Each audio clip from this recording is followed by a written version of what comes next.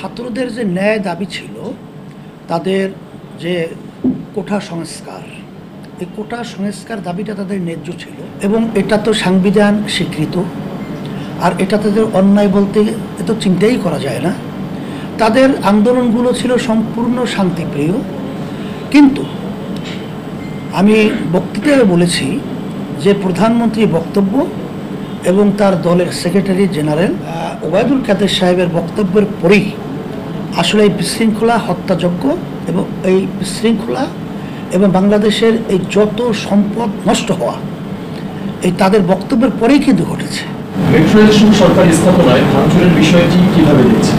আমরা আগেও বলেছি, দেশের সম্পদ ভাঙ্গা, নষ্ট করা এটা কখনই ইসলামী আন্দোলন বাংলাদেশ সহ বাংলাদেশের কোনো নাগরিক এটাকে কখনোই পছন্দ করে না। কিন্তু আগে পরে বাংলাদেশের যে ইতিহাস এবং বর্তমান সরকারের যে কার্যক্রম, তাদের দলীয় লোকেরা বিভিন্ন ধরনের সরকারি এবং স্থাপনাগুলো তারা বিভিন্ন কায়দায় ভেঙে চুরে এবং সেগুলো ধ্বংস করে অন্যের উপরে দায় চাপানোর বিভিন্ন প্রক্রিয়া আমরা লক্ষ্য করেছি এবং এটা পেপার পত্রিকা সহ মিডিয়ায় কিন্তু এগুলো চলে আসছে। এর ভিতরে কিন্তু আপনার ওই এক ব্যবসায়ী যে 4 লক্ষ টাকার বিনিময়ে চট্টগ্রামে যে বাস পোড়ানো, বিভিন্ন কায়দায় যে তারা টাকা দিচ্ছে এবং তাদের দলীয় লোকেরা, স্বেচ্ছাসেবক শ্রমিক লীগের নেতা, তাহলে এর মাধ্যমে আমরা কি বুঝি? এই ভাঙচুর কারা করছে, কে করছে, এটা এখন অনেকটা আমরা তো সন্দেহের মধ্যেই আছি। কারণ যারা দেশপ্রেমিক তারা তো দেশের মাল সম্পদ নষ্ট করতে পারে না, কিন্তু এটা তারা একটা সুযোগ তৈরি করার জন্য আন্তর্জাতিকভাবে এবং মানুষের তাদের মুভমেন্টকে ঘুরিয়ে দেওয়ার জন্যে এই ধরনের আচরণগুলো আগে পরে তাদের আমরা লক্ষ্য করেছি। এরও একটা অংশ কিন্তু এবারও আমরা দেখছি। তারপরেও যারা নাকি এর সাথে, এই ভাঙচুরের সাথে জড়িত আছে বা নাই, এটা চিহ্নিত করে তাদের সুবিধা অসুবিধা ভালো বন্ধু, এটা তো আমরা কখনোই এর বিরোধিতা না যে তাদের শাস্তি হওয়া দরকার। কারা কে বা কারা বলেছে যে আর একদিন যদি হতো তাহলে গণভবন শ্রীলঙ্কার মতো দখল করা হতো এবং গণভবনে শ্রীলঙ্কার মতো এই আন্দোলনকারীরা ঢুকে তাণ্ডব লীলা চালাতো। ওবায়দুল কাদের সাহেব যে বক্তব্য রেখেছেন, তাহলে সে আগে থেকেই এগুলো জানতো কিনা তা জানি না। কারণ শান্তিপ্রিয় ছাত্রীদের দাবির আন্দোলনে তার বক্তব্য ছাত্রলীগকে লেলিয়ে দিয়ে এই ধরনের হত্যাযজ্ঞ এবং বিভিন্ন দেশীয় অস্ত্র, বিভিন্ন ধরনের এগুলো তারা প্রকাশ্যে তাদের উপরে আক্রমণ করে এই ধরনের একটা পরিবেশ তৈরি করা, তাহলে এই কথাটা সে বলবে বিধেই কি এই ধরনের বক্তব্যের মাধ্যমে ঘটনা ঘটাইল কি না, সেটা তো আমাদের প্রশ্ন। কারণ সে তো ছোট মানুষ, এটা তো বলা যাবে না। সে তো বিজ্ঞ রাজনীতিবিদ, বক্তব্যের পরিপ্রেক্ষিতে কী হতে পারে এটা তো তার আগে হিসাব নিকেশ থাকারই কথা আছেও, যে এই বক্তব্যের পরে কি হবে, এরপরে কি হবে, এটা তো স্বাভাবিক একটা হিসাব থাকে। এখন সেই কথাটা বলেছে কেন, তার উদ্দেশ্য কি, তাদের প্রতিটা কথাই আমাদের প্রশ্ন এবং প্রশ্নবিদ্ধ। স্টুডেন্টদের জিম্মি করে গতকালকে আন্দোলনের পরিসমাপ্তি ডাকার জন্য ডিবি কার্যালয়ে তাদেরকে জিম্মি করে রাখা হয়েছে এবং সেখান থেকে একটা প্রেস ব্রিফিং করা হয়েছে। আপনি হয়তো দেখেছেন সেটা, এই বিষয়ে আপনার আসলে মন্তব্য কি? এটা তো তাদের এই কৌশল নাটক তো আছে, নতুন না।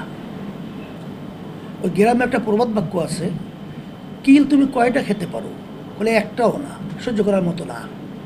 কিন্তু ধৈর্য বাইন্দে আটকাইয়া যখন করে যত বড় তত, আমার তখন করার কিছু হাত পা বাঁধা। তো এখানে তো বাস্তবতা এটাই, তাদেরকে হসপিটাল থেকে উঠিয়ে নেওয়া গেল এবং তার শিক্ষকরা তাদের খবর নেওয়ার জন্য করে দেখতে দেওয়া হয় নাই, তাদের আত্মীয় স্বজন দেখতে গেলেও দেখতে দেওয়া হয় নাই। এখন কোন পর্যায়ে কি অবস্থায় আছে সেটা আপনিও বোঝেন, আমিও বুঝি। এখন তাদেরকে একটা বক্তব্য লেখা তাদের হাতে ধরেই দিবে যে এইটা বলতে বাধ্য। এটা জাস্ট তাদেরই কথা, তাদের মাইক হিসেবে ব্যবহার করেছে, এটা মূলত তাদের বক্তব্য। সরকার বিদেশি কূটনীতিকদের হামলা স্থল পরিদর্শন করিয়েছে, সেক্ষেত্রে আহত, নিহত এবং আপনারা যেটাকে গণহত্যা বললেন, সে বিষয়ে কূটনীতিকদের গোচরে তোলা প্রয়োজন বলে মনে করছেন কি? এটা তো বিশ্বব্যাপী আমরা আন্তর্জাতিকভাবে আজকে ধন্যবাদ জানাইছি আমাদের লিখিত বক্তব্যের মাধ্যমে, এবং আমরা আন্তর্জাতিক সহ তামাম বিশ্বে মানবতাকামী সমস্ত মানুষকে বলবো যে এই দেশে থাকার মতো কোনো উপযোগী এখন দেশ নাই, মানুষের জানমালের কোনো নিরাপত্তা নাই। এমনকি মমতা ব্যানার্জি পর্যন্ত ভারতের, সে কোন পর্যায়ে যেয়ে মন্তব্য করতে বাধ্য হয়েছে যে যদি ওদের থাকার মতো পরিবেশ, আন্দোলনকারী দাবি আদায়ের লক্ষ্যে যারা রাস্তায় নেমেছে, যদি থাকার পরিবেশ না হয়, আমার দরজায় যখন খটখট করানো হবে তখন আমি দরজা খুলে দেব। এই কথাটা কখন সে বলতে বাধ্য হয়েছে যে আমাদের দেশে জুলুম কী পর্যায়ে চলছে?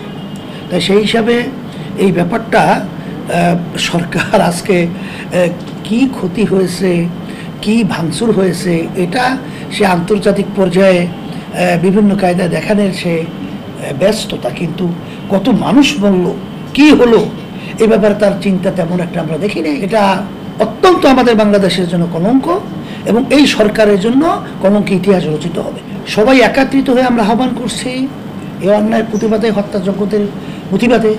আমরা সবাই একত্রিত হয়ে রাজনৈতিক দল এবং সুশীল সমাজ, সর্বশ্রেণীর পেশার মতের সবাই আমি একত্রিত হয়ে এই অন্যায়ের প্রতিবাদে আমাদের দেশকে রক্ষার জন্য, ইসলামকে রক্ষার জন্য, মানবতা রক্ষার জন্য আমরা কাজ করার আহ্বান আমরা সকলকে করছি। আপনাদের সাংবাদিক বন্ধুদেরকে বলবো, আপনারা আমাদের সাথে একত্রিত থাকবেন। আমরা একত্রিত হয়ে এদেশ আমার, এদেশ শুধু শেখ হাসিনা প্রধানমন্ত্রী একার নয়, এদেশে আমরা জন্মগ্রহণ করেছি, এদেশের জন্য আমাদের মায়া এবং এই দেশের আমাদের করণীয়, এটা আমাদের সকলেরই আছে, বিধায় চুপ থাকার কোনো সুযোগ নেই।